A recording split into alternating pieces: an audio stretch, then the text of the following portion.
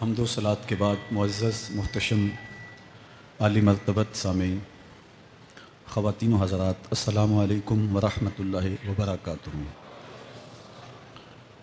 27ویں شب ہے رمضان المبارک کی۔ اللہ نے زندگی میں ایک بار پھر عطا کی۔ اللہ ان گھڑیوں کے وسیلے سے ہمارے گناہ معاف فرما دیں۔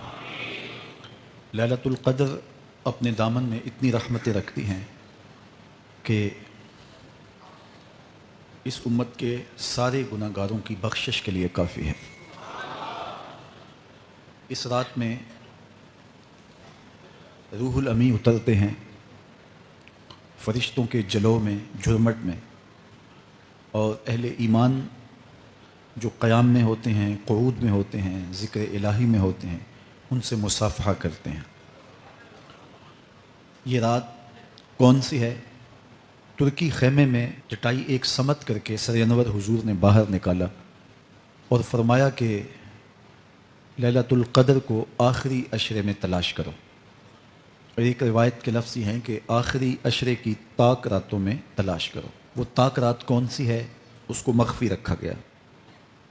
حضرت ابی بن قعب رضی اللہ تعالی عنہ صحابی رسول ہیں، فرماتے ہیں میں قسم کھاتا ہوں کہ وہ رات 27ویں شب ہے۔ حضرت بایزید بستامی علیہ رحمہ فرماتے ہیں مجھے زندگی میں یہ رات 2 بار ملی ہے اور دونوں بار 27ویں شب ہی تھی۔ تو ہم اللہ کی بارگاہ میں امید کا دامن پھیلائے ہیں کہ یہی شب ہو اور اس کے دامن سے پھوٹتی ضیائیں ہمارے اندر کے اندھیروں کو ختم کرنے کا ذریعہ بنے۔ مجھے آپ کو اپنے معاد کی، آخرت کی فکر کرنی چاہیے۔ یہ راتیں آتی ہیں اور چلی جاتی ہیں، اور ایک وقت آئے گا کہ یہ راتیں آئیں گی اور ہم نہیں ہوں گے۔ کتنے لوگ ایسے ہیں جو پچھلے سال تھے لیکن آج نہیں ہیں، ان سے گزشتہ سالوں میں تھے، آج نہیں ہیں۔ تو اللہ ہمیں ہر سال یہ رات مبارک کرتا ہے، نصیب ہوتی ہے۔ اللہ آپ کی قسمت میں ایسی بہت ساری راتیں نصیب کرے، لیکن بہرحال ایک وقت ایسا آنے والا ہے کہ یہ راتیں تو آئیں گی لیکن ہم موجود نہیں ہوں گے۔ تو یہ جو میسر راتیں ہیں، ان کے دامن سے پھوٹتی ضیائیں ہمیں اپنے اندر سمو لینی چاہیے کہ ہم دنیا پہ نہ بھی ہوں گے تو یہاں سے جو ہم نے نور لیا ہوگا وہ قبر میں بھی چراغاں کرے۔ باطن کی روشنی، اندر کے اجالے اور روح کا چراغاں اس رات کے دامن سے لیا جا سکتا ہے۔ حضور علیہ السلام رمضان المبارک کے آخری عشرے میں کثرت کے ساتھ عبادت کرتے تھے۔ حضرت سیدہ عائشہ رضی اللہ تعالی عنہا فرماتی ہیں کہ حضور کمر بستہ ہو جاتے اور اپنا تہ بند کس کے باندھ لیتے، خود بھی جاگتے اور اہل خانہ کو بھی بیدار رکھتے۔ زندگی میں یہ ساعتیں جو ہمیں مقسوم ہوئی ہیں، یہ سعادت بری ساعتیں ہیں۔ پچھلی امتوں کے حصے میں اس طرح کے لمحات کب آئے ہیں؟ یہ ایک رات 1000 مہینے کی عبادتوں سے افضل، بہتر اور بھاری ہے۔ میرے حضور نے ارشاد فرمایا ایک بندہ صبح سے لے کے ظہر تک مزدوری کرتا ہے، اس کو ایک کی رات دیا جاتا ہے۔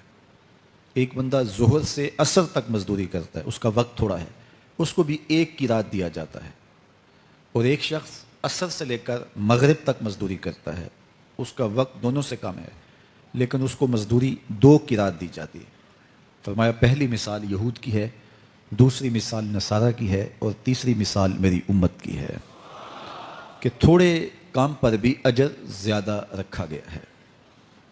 تو اس امت کو جب اتنا نوازا گیا ہے کہ ایک ایک رات اتنی برکتوں کی حامل عطا ہوئی ہے، تو پھر ہمیں بہت زیادہ کوشش کر کے برکتیں سمیٹ لینی چاہیے۔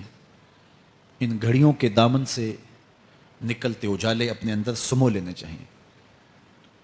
یہ سعادتیں اپنی روح میں جذب کر لینی چاہیے تاکہ جب ہم اس دنیا سے جائیں تو ہمارے پاس ایک بہت بڑا روشنیوں کا ذخیرہ ہو جو ہماری قبر میں بھی چراغاں کرے، حشر میں بھی روشنی دے، اور ہمیں کہیں بھی اندھیروں کا سامنا نہ کرنا پڑے، چونکہ روشنیاں تو ہم نے یہاں سے لے کے جانی ہیں۔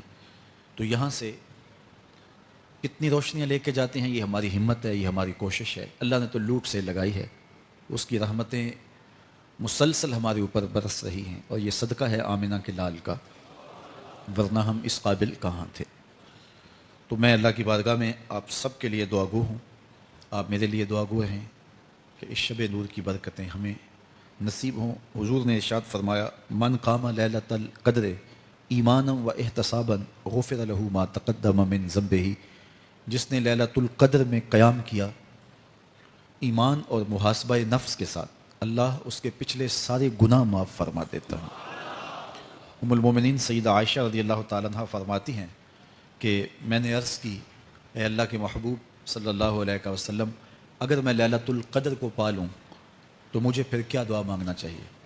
تو حضور نے ارشاد فرمایا، اگر تم لیلۃ القدر پالو تو یہ دعا مانگو، اللہم انک عفو تحب العفو فاعف عنی، اے اللہ تو معاف کرنے والا ہے، معاف کرنے کو پسند کرتا ہے، میرے معاملات سے درگزر فرما۔